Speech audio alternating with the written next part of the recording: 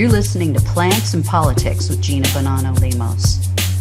If you're ready to hear the truth about both sides of the aisle, what's really going on in America, and how big money interests prevent change to keep you sick, broke, and desperate, then play on.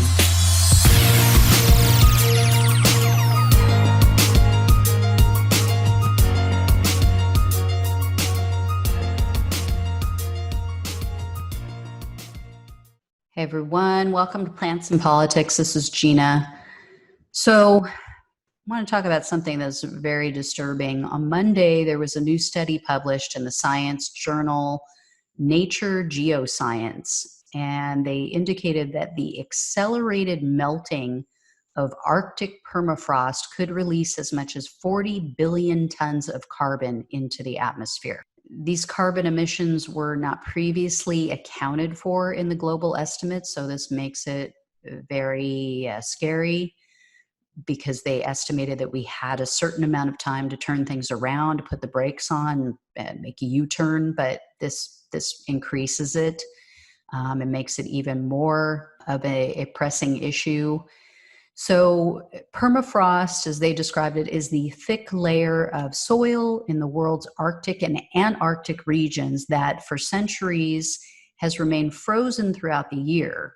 They said, quote, "It is vital to the world's climate because it stores twice as much carbon as there is in the atmosphere." So the new study also noted that this permafrost melt can cause even further melting because obviously more carbon emissions causes more warming. So it just is like a snowball effect, no pun at all intended.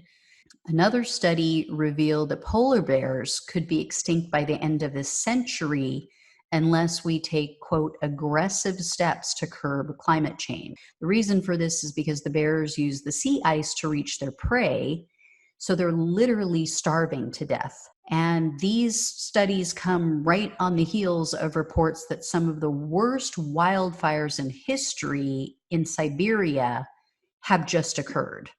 So as of July 6th of this year, 246 forest fires have been confirmed in the region, and emergency situations have been declared in 7 regions. Russia's meteorologist reported that temperatures exceeded 100 degrees Fahrenheit for several days in a row. We're talking about Siberia, guys. This is Siberia. I mean, people need to wake up. And, you know, while people and governments are battling and killing each other over religion and race and strips of land, our freaking globe is burning up. The only planet we have is dying before us. And I mean, we need to get our shit together. We need to stop fighting over ridiculous nonsense and start coming together to get this under control, or it's not going to matter.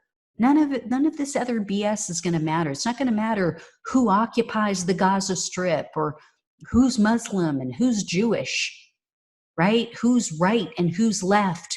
Who's blue, who's on the red team. None of it is going to matter. We need to stop with this toxic, unimportant bullshit and do something about this crisis.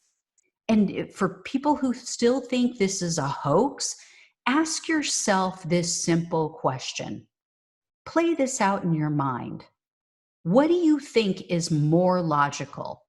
Do you think it's more logical that 97% of the world's scientists are in on some sort of hoax to tell us that we need to curb emissions and start doing better for the planet? And if so, what is their end game? What's their goal with that?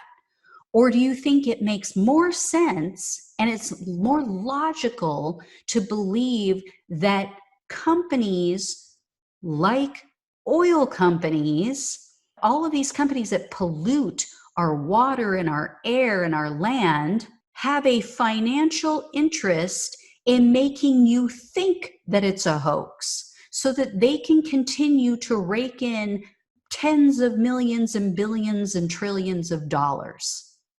What is more logical there? What makes more sense in the United States of America?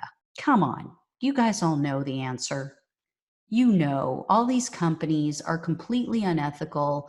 They're selfish, self-centered. They're killing people, and they don't give a damn as long as they make money.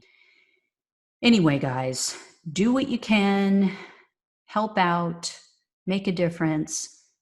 So I will talk to you guys soon. As always, like, share, subscribe, all that good stuff. Take care. Thanks for listening to Plants and Politics. The only way we can take our country and power back is to spread the truth and build an army. So remember to like, follow, subscribe, and share on Facebook, YouTube, and wherever you listen to your podcasts. Thanks again.